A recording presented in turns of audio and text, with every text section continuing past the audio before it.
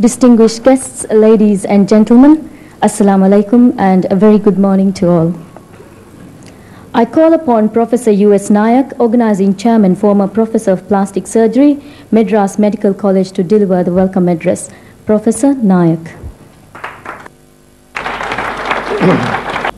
Your Excellency, President Maumoon Abdul Gayoom, President of the Republic of Maldives, Honorable Ministers, Ambassadors, Directors General, Special Invitees, and brothers and sisters from around our small planet. Let me extend my warmest greetings to you. Your Excellency, the Congress applauds you for your vision, foresight, and leadership in allowing us to conduct this event on the beautiful islands of the Maldives. We are happy and proud that we have been able to arrange this conference in this unique and beautiful nation. I am sure we will all carry happy memories of this event when we return. Once again, a hearty welcome to all of you.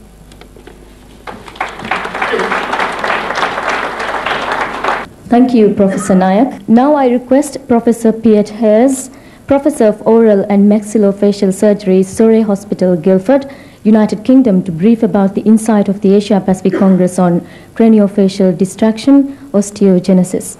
Professor Piet Haers.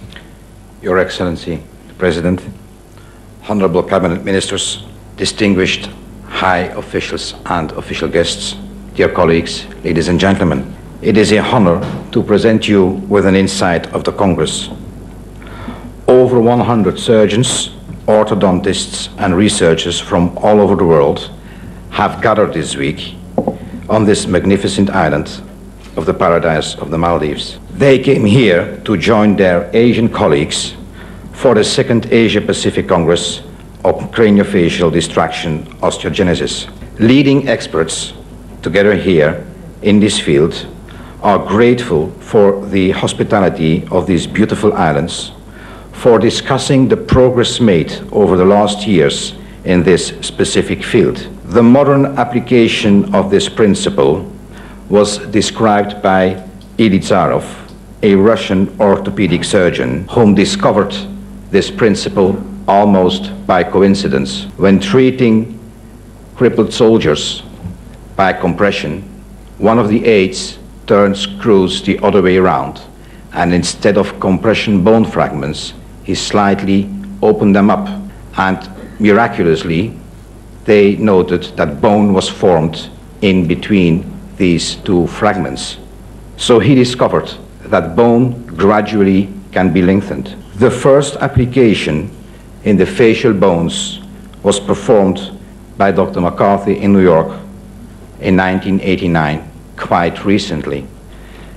Since that day, we know that bone in the face or jaws can be lengthened by about 1 millimeter a day, and doing this under control, nature spontaneously creates bone, if need be, up to several centimeters in length. It allows, for example, to lengthen the lower jaw in babies born with extremely short mandibles, lower jaws, so short that they hardly can breathe and therefore hardly survive. It can also be used for bringing the middle part of the face forward in our cleft children that may show a retardment of growth in the midface, and thus helping them to normalize facial appearance and functions such as breathing. It is a most difficult but rewarding procedure for these children. And a last example to provide you some more insight in this Congress is that it can be used for filling defects that are created in the jaws or in other facial bones by accidents or following resection surgery for malignant diseases. Especially in the last 10 years, a great progress has been made in refining this technique and applying it for more and more purposes. Mr. President, distinguished guests, on behalf of all my colleagues attending this meeting, on behalf of the international community of surgeons, orthodontists, and researchers, and as scientific chairman of this meeting, I would like to thank all of you for your great vision, your moral support, and I would also like to assure you that the local organizing committee, as well as the management and the staff of the Bandos Island Resort, have welcomed all participants with the highest standards of professionalism and an indeed unforgettable hospitality. Thank you.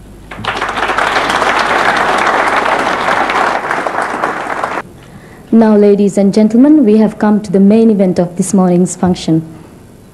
I request His Excellency President Maumoon Abdul Gayoom to release the official book of transactions and deliver the inaugural address. His Excellency President Maumoon Abdul Gayoom.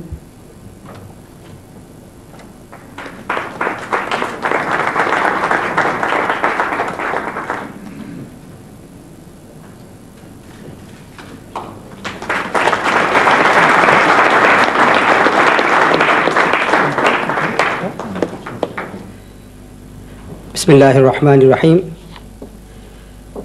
Honorable Ministers, the organizing chairman of the Congress, Professor Nayak, the organizing secretary of the Congress, Professor Balaji, Mr. Wahiddin, distinguished participants, ladies and gentlemen.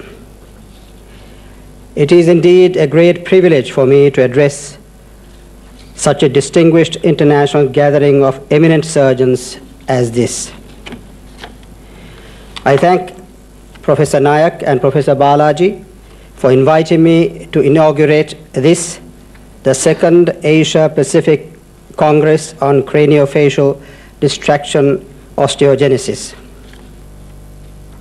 Let me therefore wish you a very rewarding and successful conference, and conclude my remarks by wishing you an enjoyable stay in the Maldives. Thank you.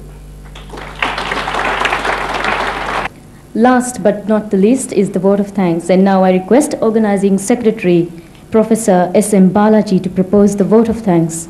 Professor Dr. Balaji. Good morning, ladies and gentlemen. First of all, I express my sincere thanks to His Excellency President Maumoon Abdul Gayoom, a person of rare intelligence, for consenting to inaugurate our Congress. I am obliged to His Excellency for championing the cause of this Congress. His Excellency's generosity, thoroughly alive to our cause, and his magnanimity in the true sense of the word has made this event possible. He is truly a gentleman for all the islands. His Excellency has brought progress and democracy to even the remotest island, for which I bear witness for the last 8 years. The progress made under his leadership has been tremendous, and I'm awed by his headship. A special debt of gratitude is due to the Honorable Ahmad Abdullah, the Minister of Health. Thanks to his efforts, the healthcare facilities are constantly being revised, newer technology being constantly implemented. His boundless enthusiasm, his ever-encouraging, has given generously of his time in the organization of this event. I shall remain grateful to the administrators, doctors, and staff of IGMH for their support and help in conducting the pre-conference workshop. Honorable Minister of State for Presidential Affairs, Mr. Mohammad Hussain. I have heard the privilege of his skilled advice at numerous junctures during the organization of this Congress. Sir, on several occasions you have helped to eliminate the obstacles. It is indeed a pleasure to record our appreciation of your expertise. I thank the international faculty, the speakers, the participants who have come all the way from all over the world to participate in this Congress. Thanks to all the surgeons for their noteworthy and pivotal contributions in the field of craniofacial distraction osteogenesis. The rich diversity of topics that will be presented in this Congress is definitely an exceptional asset, being fresh perspective to this art. I am certain that every delegate is brimming with ideas, fresh from the experience of the pre-conference workshop at the IGMH. The Book of Transactions released by Our Excellency documents every scientific contribution to be made in this podium.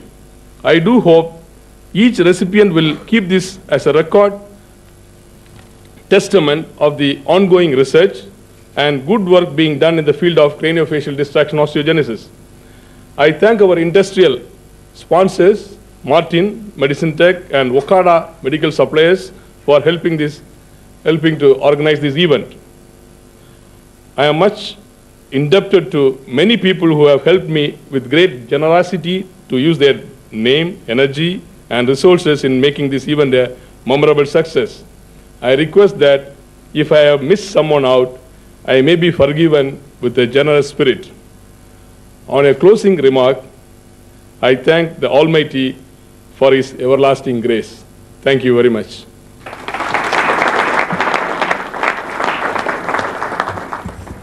Thank you, Professor Dr. Balaji. And that concludes this special function. Distinguished guests, ladies and gentlemen, thank you for being here.